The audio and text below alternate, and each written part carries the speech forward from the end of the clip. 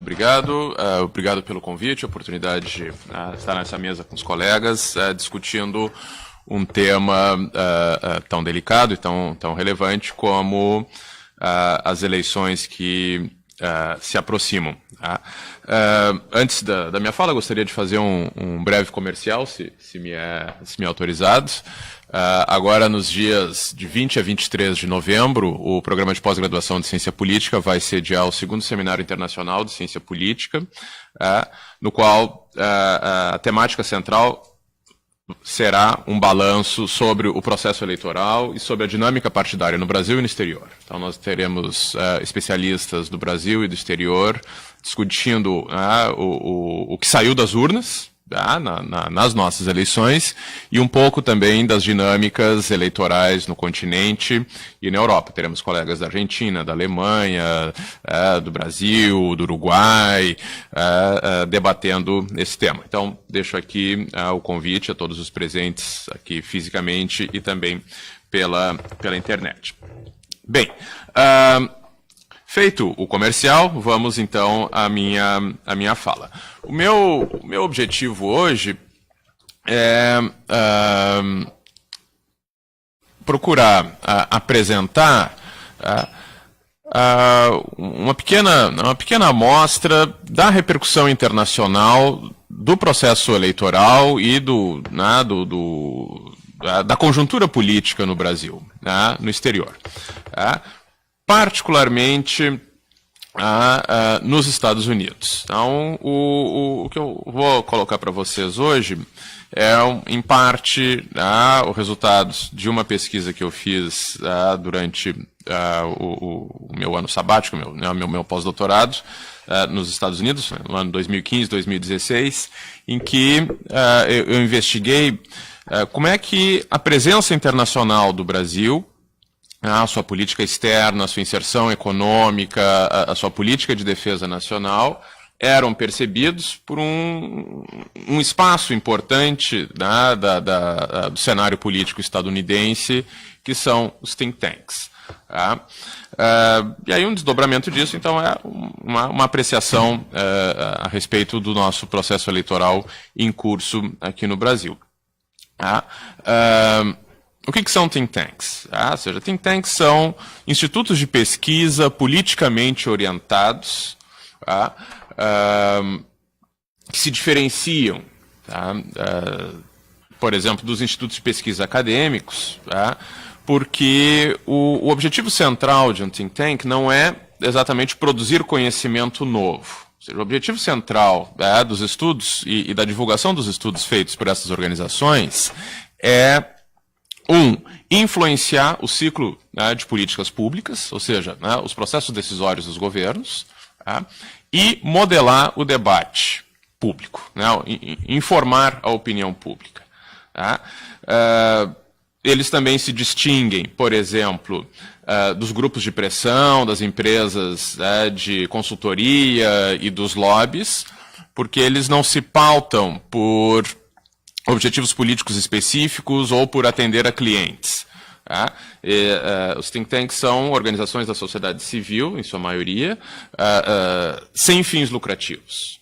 Então, é um fenômeno muito conhecido nos Estados Unidos, é um fenômeno que vem se internacionalizando nas últimas décadas, e que nós temos alguns exemplos no Brasil, em outros países da nossa região. E o que há de interessante? Ou seja, há de interessante que essas organizações, elas, de um lado, promovem determinadas agendas políticas, procuram influenciar o debate político, fazendo eventos e também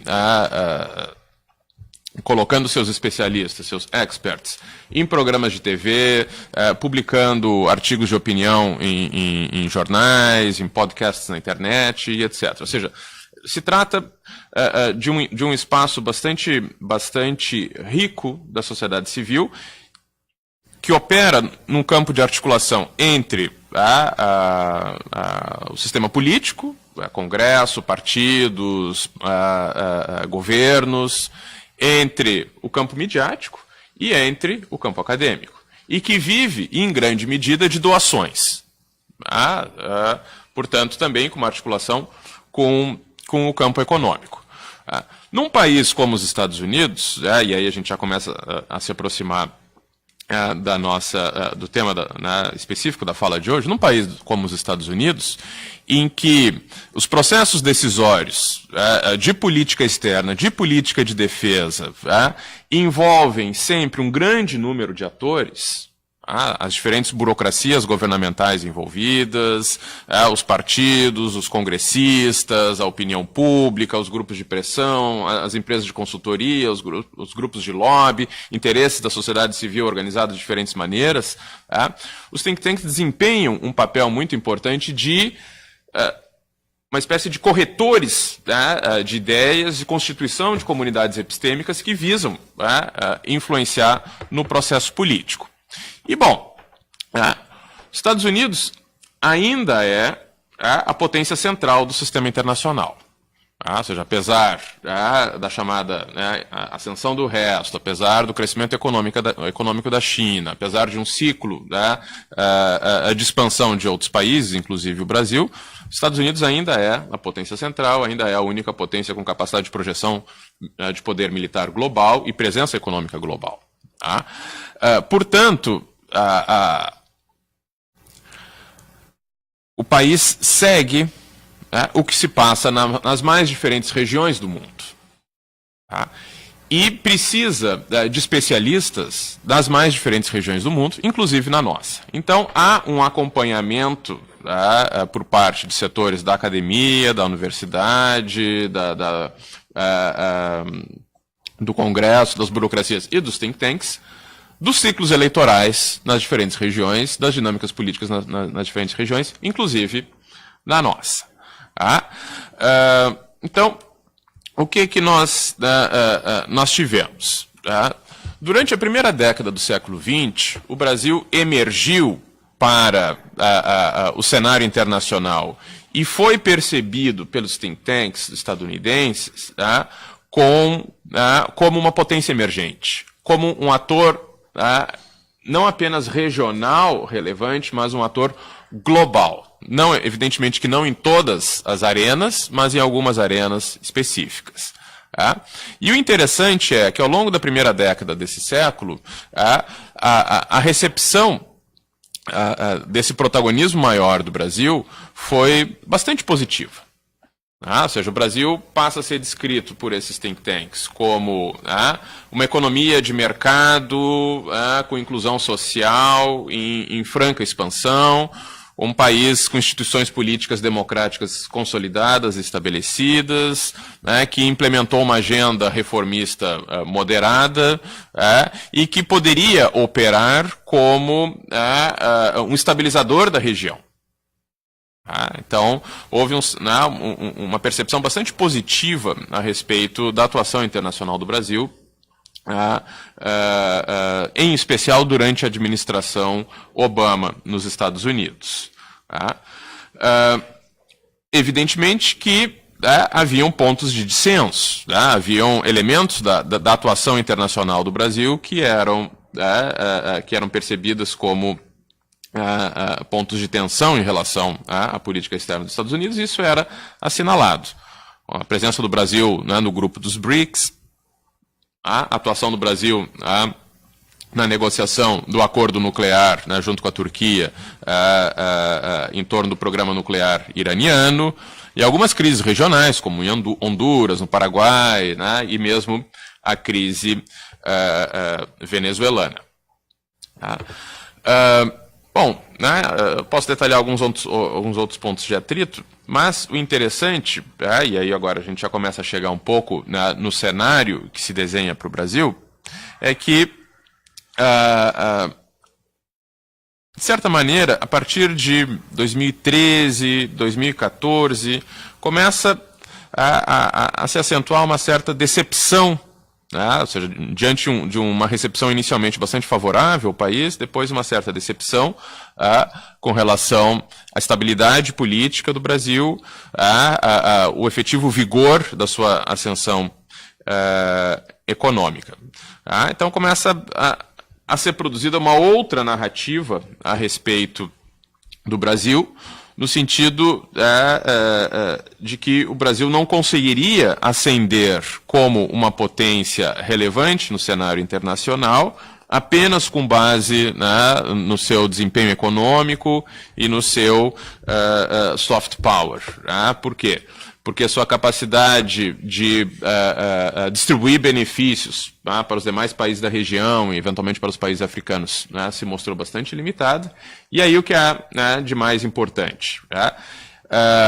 Diante das eleições de 2014, né, de como é que se saiu daquele ciclo eleitoral de 2014, diante dos escândalos de corrupção, diante do processo de impeachment, diante da Constituição, da maneira com que se constituiu e a maneira com que foi conduzida a agenda governamental do atual governo Michel Temer, se percebe, na verdade, se constrói, melhor dizendo, se constrói uma narrativa a respeito não da solidez, da estabilidade das instituições democráticas brasileiras, mas ao contrário, da sua fragilidade. Tá? O que estaria minando, juntamente com o mau desempenho econômico, juntamente com a crise econômica, estaria minando a capacidade do Brasil de atuar como um global player e de atuar como um estabilizador regional. Tá? Então há uma mudança substantiva no discurso dessas organizações a respeito do Brasil. E que, inevitavelmente, tem pautado a leitura com que se faz do atual processo eleitoral brasileiro. Tá?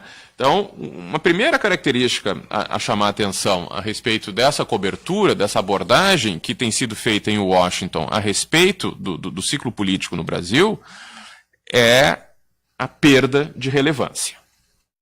Tá?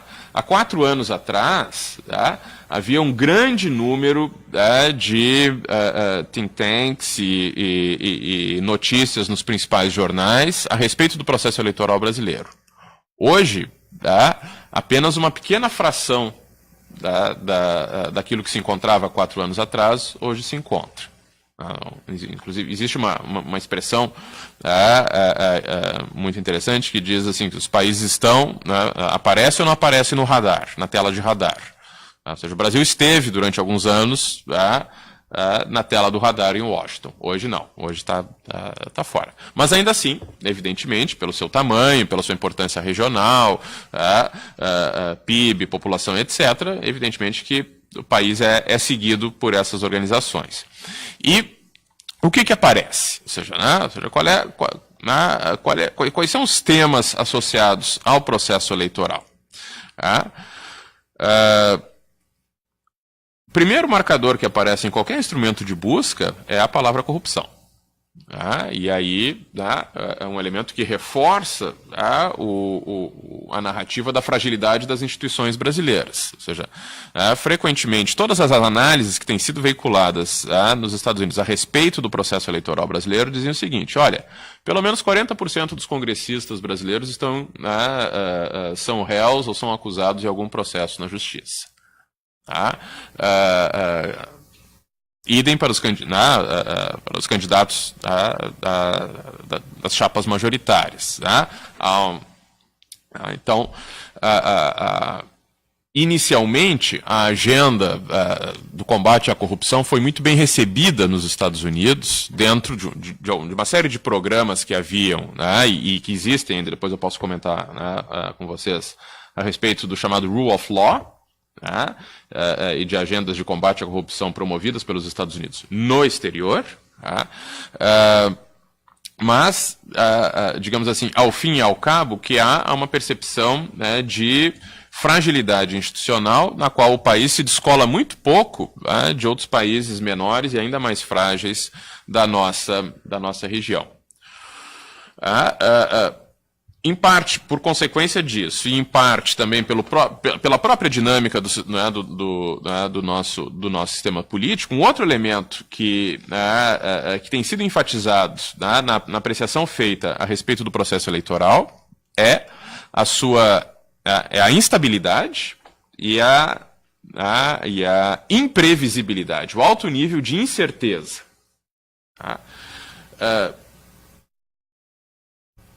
há uma manchete num dos jornais locais aqui no dia de hoje, dizendo que os investimentos externos no Brasil têm sido muito aquém do esperado, têm sido extremamente baixos. Em parte, isso é decorrência dessa narrativa razoavelmente consensual a respeito da incerteza a respeito do Brasil. Ou seja, as empresas contratam empresas de consultoria, que, por sua vez, consultam especialistas de think tanks a respeito das diferentes regiões e países onde eles podem ou não investir.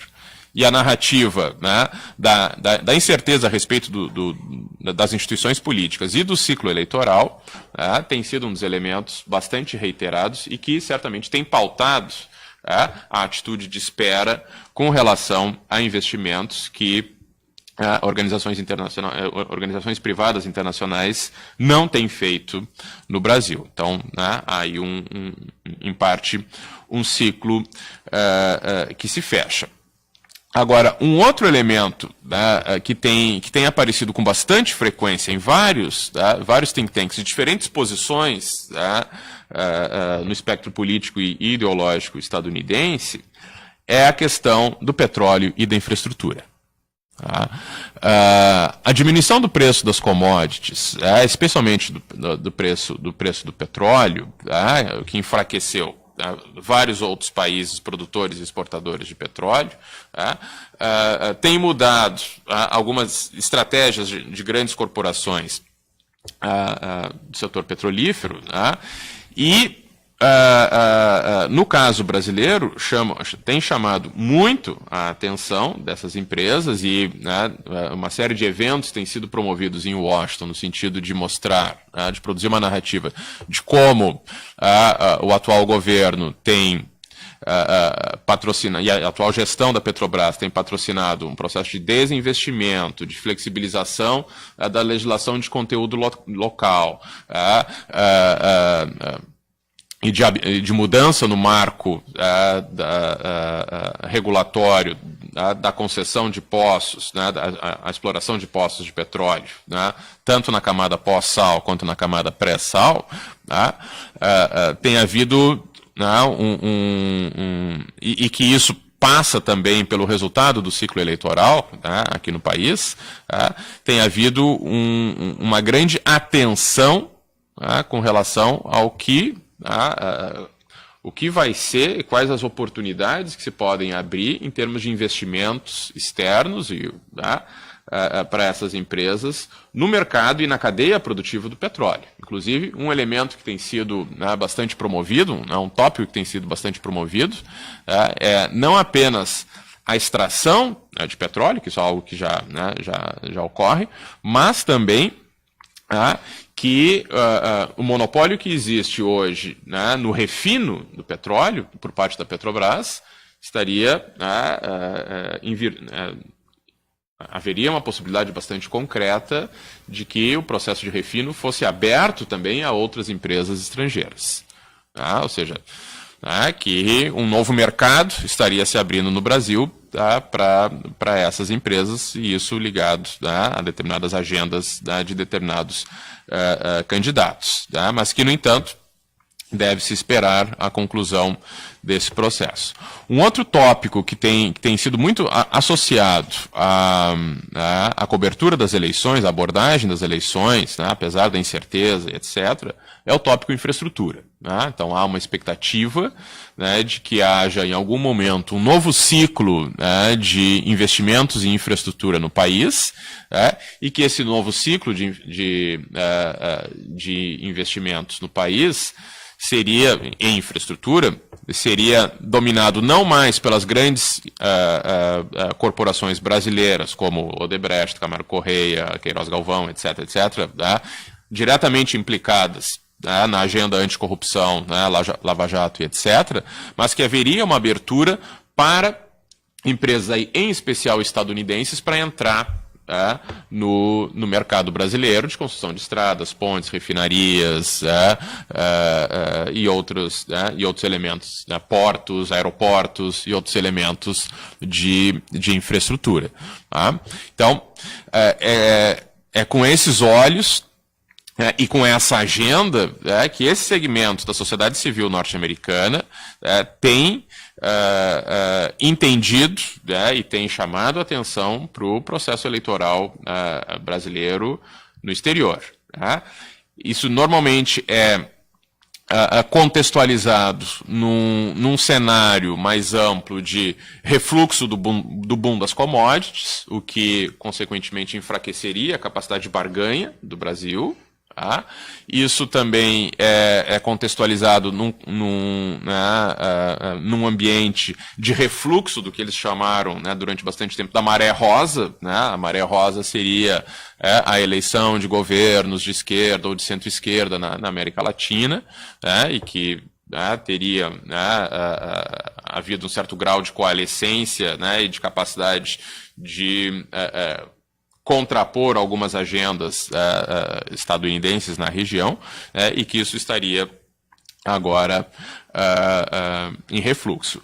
Então, em linhas gerais, essas organizações que produzem sistematicamente conhecimento legitimado pela expertise de seus quadros e que visam influenciar tanto a opinião pública quanto os processos decisórios, têm abordado a respeito do processo eleitoral brasileiro. Ou seja, há um grande ponto de interrogação, há uma grande incerteza, mas há também um grande esforço em promover essa agenda ligada à abertura do mercado e a toda a cadeia produtiva do petróleo e de infraestrutura. Muito obrigado.